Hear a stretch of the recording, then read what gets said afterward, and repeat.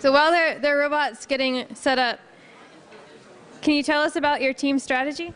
Our strategy is basically we have a mechanical system that will take up the ball very easily, and we have localized mapping from the IR sensors mounted on the servo. It scans around, detects where the walls are, and basically these act as virtual sensors telling it where it can and cannot go.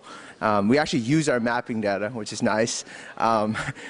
When it sees red, it centers on the red ball in the lowest pixel, and it goes towards that. So that should be, theoretically, the closest red ball to the bot. After it's gotten red balls, there's a counter every time it thinks it ran over a ball. It will increment the counter by 1, and then it'll start looking for goals, after which it goes to the center. You'll see all this up there on the view.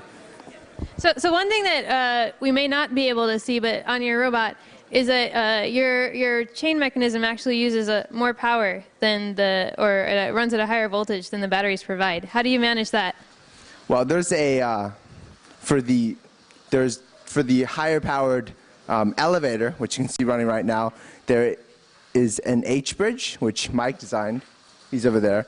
And the H-bridge basically allows us to run off 18 volts and not fry our computer by running 18 volts through the ORC board. And we can see the IR sensor in front of your robot twitching from side to side. Is that it making the map? Yes. There's a sensor shock class written in Java, and it basically runs through a certain range of motions, and as it gets each data point, it sends that to a mapper class, which then plots the map. You can see the local map up there. It's really faint, but those blue dots are the dots it's plotting. Black is where it's clear, and gray it's not sure about. And how does it use this information that it's getting?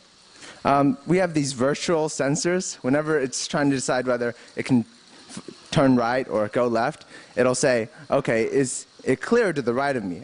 There's right front, right back, front left, front right, etc. And it'll look to see if it can go first and then go. The failure condition is when the odometry is off a little bit because of the encoders or because the gyro is starting to drift, at which point it can suddenly decide that there's a wall in front of it when there actually isn't, and it'll kind of turn. That's rather embarrassing, but it doesn't happen too often. So now that it's got a couple of balls, is it going to be focusing on goals, or? It should. If you see, it's currently in FSM mode 1, which is wall following, and it just stalled for a moment there, but it's trying to turn, and eventually once it sees a goal, it'll go for it. Hopefully now. Turn right. No! Turn the other way.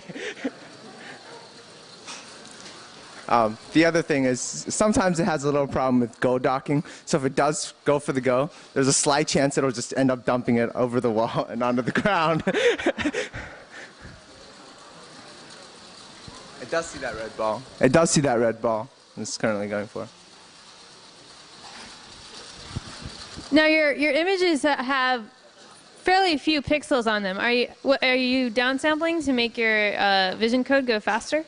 Yes, Mike used something called image J to downsample from 320 by 240 to 32 by 24. That's actually all the data you need.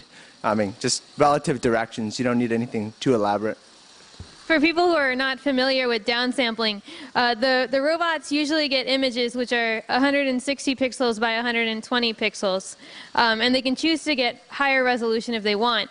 But often to do faster processing, teams can choose to only take certain pixels from their image.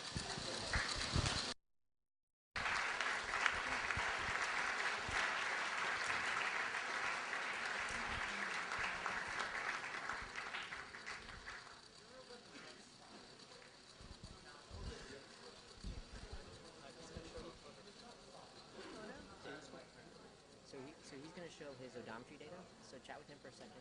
We have two teams that want to go again because of calibration and paddle issues. So do we want them to count scoring?